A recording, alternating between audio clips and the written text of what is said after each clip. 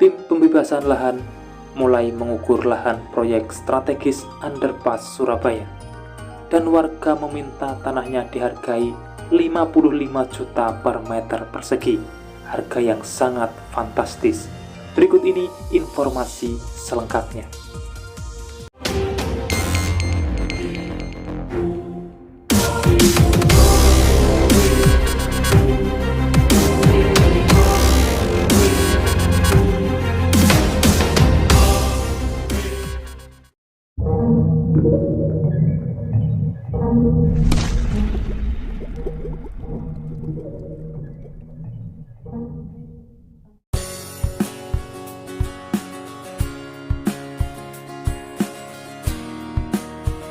Seperti biasa, sebelum berlanjut ke pembahasan, dukung selalu channel ini dengan cara subscribe dan nyalakan loncengnya untuk mengikuti update informasi pembangunan di setiap harinya.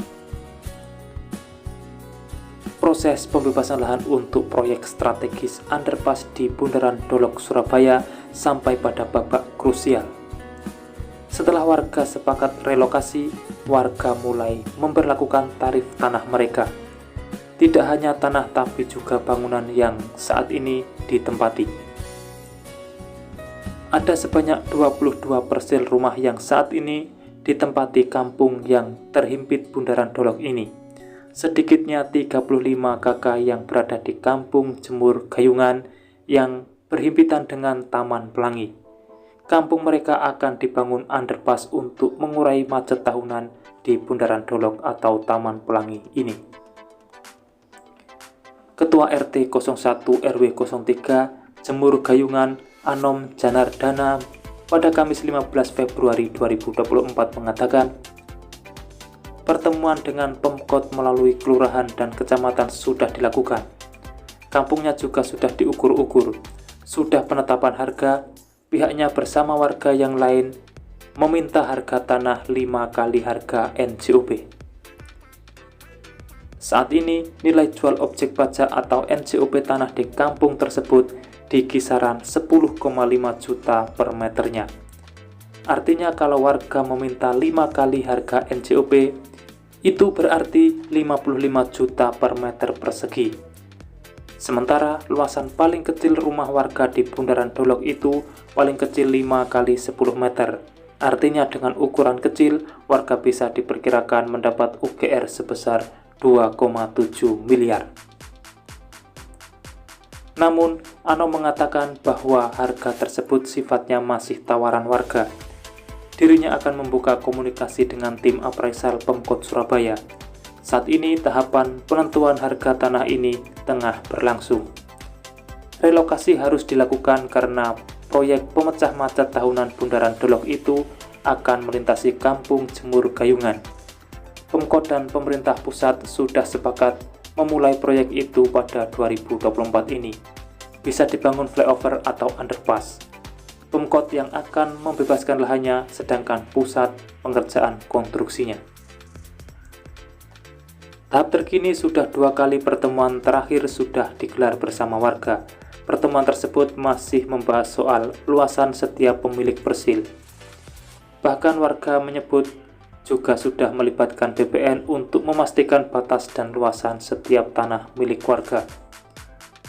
Begitu juga status tanah mereka juga harus dipastikan, sebab ada juga persil yang diapit Jalan Ahmad Yani sisi barat dan timur yang belum berstatus SHM atau hak milik.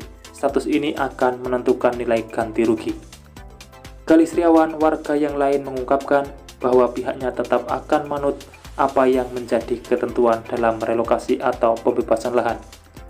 Warga tetap meminta harga 5 kali NJOP, tapi warga akan tetap mengikuti aturan dan manut dengan Pemkot Surabaya.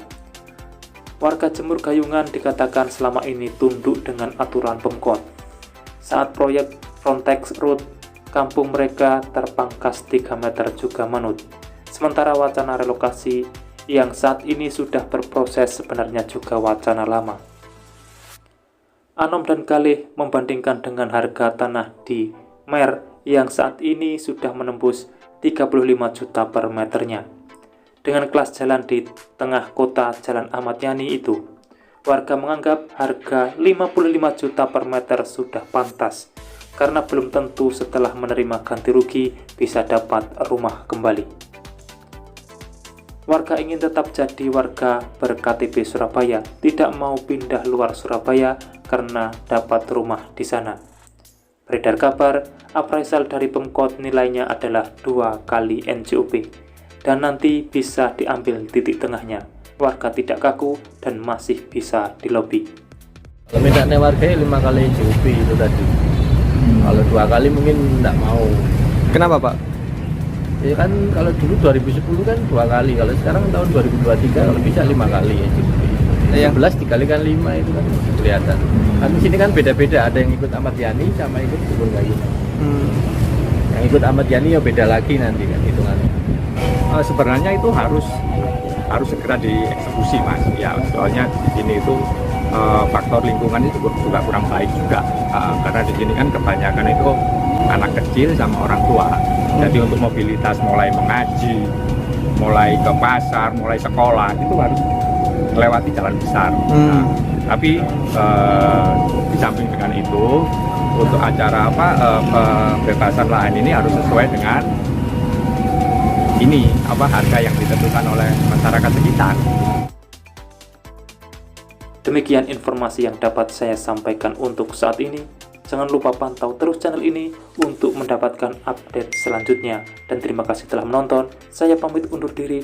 Wassalamualaikum warahmatullahi wabarakatuh. Sampai bertemu di kabar menarik selanjutnya.